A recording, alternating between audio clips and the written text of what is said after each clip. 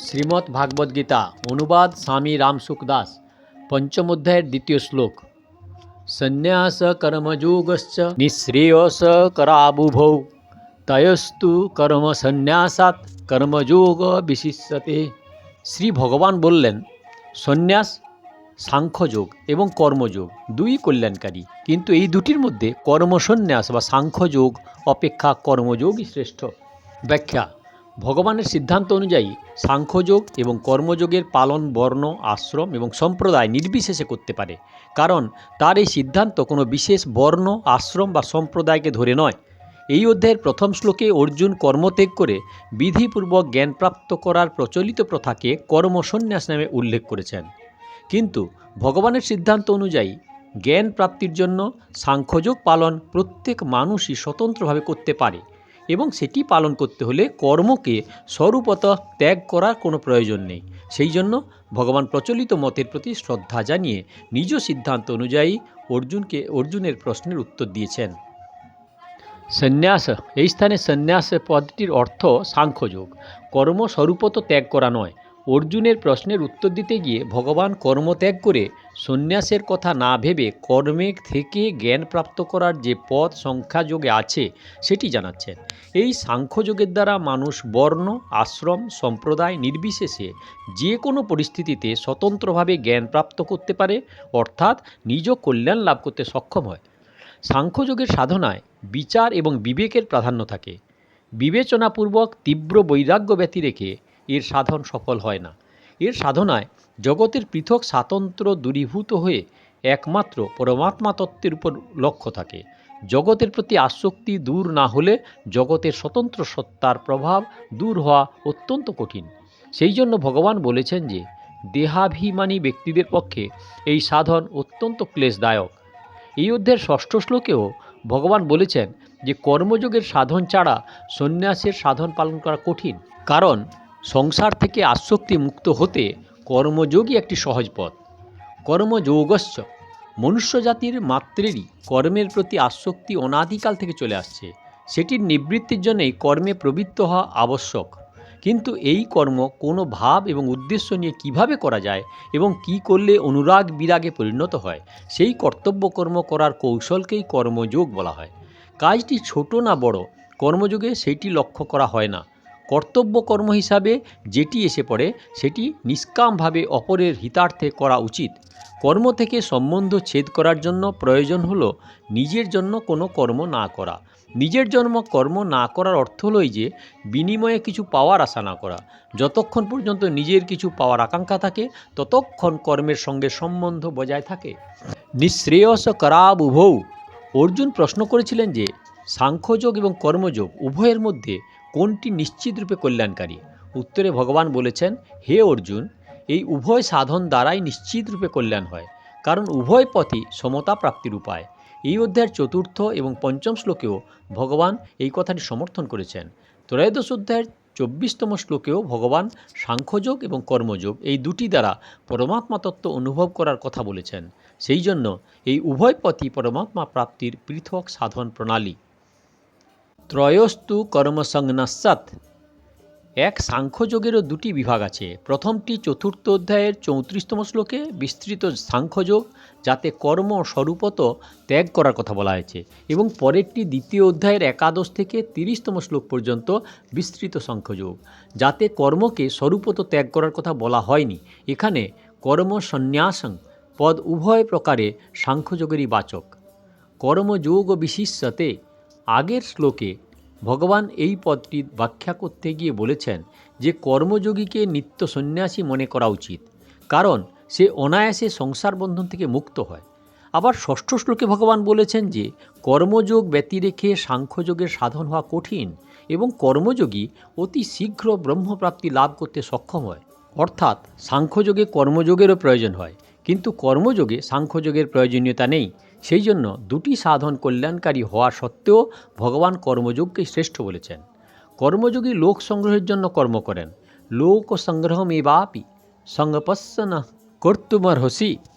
লোক সংগ্রহের তাৎপর্য হচ্ছে নিঃস্বার্থভাবে মানব মর্যাদা সুরক্ষিত রাখার উদ্দেশ্যে জনসাধারণকে কুপথ থেকে এনে সুপথে চালিত করার উদ্দেশ্যে কর্ম করা, অর্থাৎ কেবলমাত্র অন্যের হিতার্থে কর্ম করা। গীতা এটিকে যজ্ঞার্থ কর্ম নামে অভিহিত করা হয়েছে। যে কেবল নিজের জন্য কর্ম করে সে বদ্ধ হয়, কিন্তু কর্মযোগী নিঃস্বার্থভাবে কেবলমাত্র অপরের হিতার্থে কর্ম করে, সুতরাং সে কর্মবন্ধন থেকে সহজেই মুক্ত হয়ে যায়। কর্মযোগকে এই জন্যই শ্রেষ্ঠ বলা হয়েছে।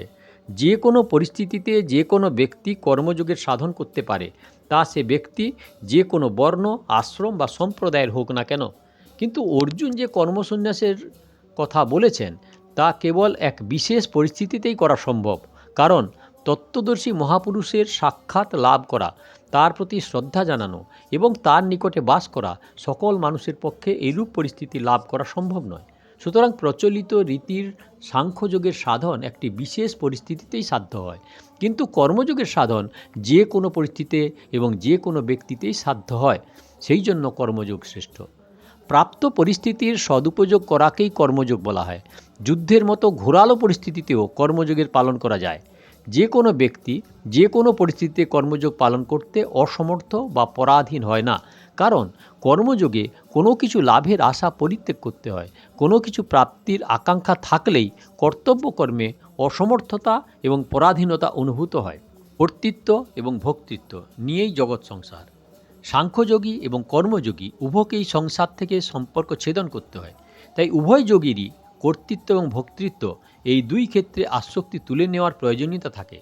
তীব্র বৈরাগ্য এবং তীক্ষ্ণ বুদ্ধি সংযোগে সাংখ্যযোগীর কর্তৃত্ব দূরীভূত হয়। বৈরাগ্যের এত তীব্রতা না থাকায় এবং বুদ্ধির তীব্রতা কম হয় কর্মযোগী অন্যের হিতার্থে কর্ম করে ভোক্তৃত্বের আকাঙ্ক্ষা মিটিয়ে নেয়। এইভাবে সাংখ্যযোগী কর্তৃত্ব ত্যাগ করে সংসার বন্ধন থেকে মুক্ত হয় এবং কর্মযোগী ভোক্তৃত্ব অর্থাৎ কিছু পাওয়ার আশা ত্যাগ করে মুক্তি পায়। নিয়মই হচ্ছে এই যে কর্তৃত্ব ত্যাগ করলে ভোক্তৃত্ব ত্যাগ হয় এবং ভোক্তৃত্ব ত্যাগ করলে কর্তৃত্ব স্বতই ত্যাগ হয়। কোনো কিছুই পাওয়ার ইচ্ছাতেই কর্তৃত্ব আসে। যে কর্মে নিজের জন্য কোনো প্রকার সুখভোগের আকাঙ্ক্ষা থাকে না, সেটি ক্রিয়ামাত্র কর্ম নয়। যন্ত্রতে যেমন কর্তৃত্ব থাকে না, তেমনি কর্মযোগীরও কর্তৃত্ব থাকে না। সাধকগণ জগতের প্রাণী, পরিস্থিতি ইত্যাদিতে নিজের আসক্তির স্পষ্ট অনুভব করেন। এই আসক্তিকে তারা নিজ বন্ধনের মুখ্য কারণ বলে মনে করেন এবং সেটি দূর করার চেষ্টাও করেন।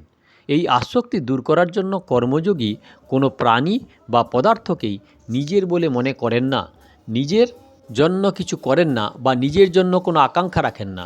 ক্রিয়াগুলির মাধ্যমে সুখভোগের কামনা না থাকায় কর্মযোগীর ক্রিয়াগুলি পরিণামে সকলের হিত এবং বর্তমান সময়ে সকলের সুখ ও আনন্দের কারণ হয়ে থাকে। ক্রিয়াগুলির থেকে সুখ আহরণের ভাব থাকলে ক্রিয়াগুলিতে অহংকার বা কর্তৃত্ব এবং মমতা জন্মায়, কিন্তু ক্রিয়াগুলির থেকে সুখ আহরণের ভাব না থাকলে কর্তৃত্ব দূরীভূত হয়, কারণ ক্রিয়া দোষের নয়, ক্রিয়ার আসক্তি এবং ক্রিয়ার দ্বারা ফলাকাঙ্ক্ষা করাই দোষের। সাধক যদি ক্রিয়া হতে সুখ না চায় এবং ক্রিয়ার ফল না আশা করে, তাহলে কর্তৃত্ব কী করে থাকে? কারণ কর্তৃত্ব বজায় থাকে ভোক্তৃত্বের উপর। ভোক্তৃত্ব না থাকলে কর্তৃত্ব নিজ উদ্দেশ্যে যার জন্য কর্ম করা তাতে লীন হয়ে যায়, তখন কেবল পরমাত্মা তত্ত্বই অবশিষ্ট থাকে। কর্মযোগীর অহং শীঘ্র এবং সহজেই নাশ হয়, কিন্তু জ্ঞানযোগীর অহং সাধনার উচ্চাবস্থাতেও টিকে থাকে। কারণ এই যে আমি সেবক, কেবলমাত্র সেবার জন্যই সেবক, নিজের জন্য নয়, এইরূপ মনোভাব থাকায় কর্মযোগীর অহংও সেবায় লেগে থাকে। কিন্তু আমি মুমুক্ষু, এইরূপ মনোভাব থাকায় জ্ঞানযোগীর অহং তার সঙ্গেই থাকে। কর্মযোগী নিজের জন্য কিছু না করে কেবলমাত্র অপরের হিতার্থে সমস্ত কর্ম করে, কিন্তু জ্ঞানযোগী সাধন করেন নিজের হিতার্থে। নিজের হিতের জন্য সাধন করলে অহম যথাবৎ থেকে যায়। জ্ঞানযোগের প্রধান বিষয় হল জগতের স্বাধীন সত্তার অভাব বোধ করা এবং কর্মযোগের প্রধান বিষয় হল আসক্তির অভাব বোধ করা। জ্ঞানযোগী বিচারের সাহায্যে জগতের সত্তার অভাব বোধ করতে চেষ্টা করে, কিন্তু জাগতিক বিষয়বস্তুর উপর আসক্তি থাকায় তার স্বতন্ত্র সত্তার অভাব অনুভব করা খুবই কঠিন। যদিও জ্ঞানযোগের সাধকদের বিচারের কালে বিষয়বস্তু স্বতন্ত্র সত্তার অভাব বোধ হয়, কিন্তু ব্যবহারকালে ওই পদার্থ সকলের স্বতন্ত্র সত্তা বলে প্রতীত হয়। অপরপক্ষে কর্মযোগী সাধকের লক্ষ্য অপরকে সুখী করার জন্যই নির্দিষ্ট থাকায় তার আসক্তি স্বতই দূরীভূত হয়। তাছাড়াও আহরিত বস্তুসমূহ বর্জন করা কর্মযোগীদের পক্ষে যত সহজ, জ্ঞানযোগীদের পক্ষে তত নয়। জ্ঞানযোগীদের কাছে কোনো বস্তুকে মায়া মনে করে ত্যাগ করা অত্যন্ত কঠিন হয়ে পড়ে। অপরদিকে সেই বস্তু যদি দেখা যায় অন্যের কাজে প্রয়োজন আছে, তবে সেটি ত্যাগ করা সহজ হয়। যেমন আমার কাছে কম্বল আছে, সেইটি অন্যের প্রয়োজন আছে জেনে পরিত্যাগ করা বা তার থেকে আসক্তি সরানো অত্যন্ত সহজ কথা। কিন্তু যদি বৈরাগ্য খুব তীব্র না হয়, ওই কম্বলটি বিচার দ্বারা অনিত্য ক্ষণভঙ্গুর মায়াময় মনে করে সেটিকে পরিত্যাগ করা সহজ নয়। দ্বিতীয়ত, মায়ামাত্র মনে করে ত্যাগ করায় যে বস্তুগুলি আমাদের ভালো লাগে না সেই মন্দ বস্তুগুলি সহজেই পরিত্যক্ত হয়, কিন্তু যেইগুলি আমাদের ভালো লাগে সেই সুন্দর বস্তুগুলি ত্যাগ করতে কষ্ট হয়। আবার অন্যের কাজে লাগে দেখে যে বস্তুগুলি ভালো লাগে তা সহজেই ত্যাগ করা যায়। যেমন খাবারের থালায় পরিমাণে বেশি হলে যদি রুটি তুলে দিতে হয়, তবে বাসি ঠান্ডা রুটি আগে তুলব, কিন্তু যদি অন্যকে দিতে হয় তাহলে ভালো রুটি দেখে দেবো, খারাপ বা বাসি নয়। তাই কর্মযোগের রীতিতে আসক্তি না দূর করলে সাংখ্যযোগের সাধন হওয়া খুবই কঠিন। বিচারপূর্বক পদার্থগুলির সত্তা না মানলেও পদার্থগুলির উপর স্বাভাবিক আসক্তি থাকায় ভোগে লিপ্ত হয়ে পতন হওয়ার সম্ভাবনা থেকেই যায়। শুধুমাত্র মিথ্যা জেনে অর্থাৎ অসৎ বস্তুকে অসৎ জানলেই আসক্তির নিবৃত্তি হয় না। যেমন চলচ্চিত্রে দৃশ্যমান পদার্থগুলি বাস্তবিক নয়, এইরূপ জানলেও তাতে আসক্তি জন্মায়। সিনেমা দেখলে চরিত্র, সময়, চোখের দীপ্তি এবং অর্থ এই চারটি নষ্ট হয়। এটি জেনেও আসক্তিবশত সিনেমা দেখা হয়। এর দ্বারা প্রমাণিত হয় যে বাস্তবিক রূপে না থাকলেও এতে আসক্তি বা সম্পর্ক থেকে যায়। যদি আসক্তি না থাকে তাহলে পদার্থের সত্তা মানলেও তাতে আসক্তি জন্মায় না। সেই জন্য সাধকের প্রধান কাজ হলো আসক্তির অভাব বোধ করা, সত্তার অভাব বোধ করা নয়, কারণ আসক্তিই বন্ধনের কারণ, বস্তুগুলি নয়। পদার্থ সৎ হোক বা অসৎ, কিংবা সৎ অসত্যের চেয়েও অসাধারণ হোক না কেন, এতে যদি আসক্তি থাকে তাহলে তা বন্ধনকারী হবেই। প্রকৃতপক্ষে কোনো পদার্থই বন্ধনের কারণ নয়। বন্ধন হয় আমাদের সৃষ্ট সম্বন্ধ দ্বারা, এবং সম্বন্ধ জন্মায় আসক্তির দ্বারা। সুতরাং সেই আসক্তি দূর করার দায়িত্ব আমাদেরই। এই হলো শ্লোক নাম্বার 2। দয়া করে সাবস্ক্রাইব করুন, ভালো লাগলে লাইক করুন আর শেয়ার করুন। আর পেছনের ভিডিও দেখতে হলে কাকন বাসুতে ক্লিক করে ভিডিও দেখুন, আগের ভিডিও দেখতে হলে অপেক্ষা করুন।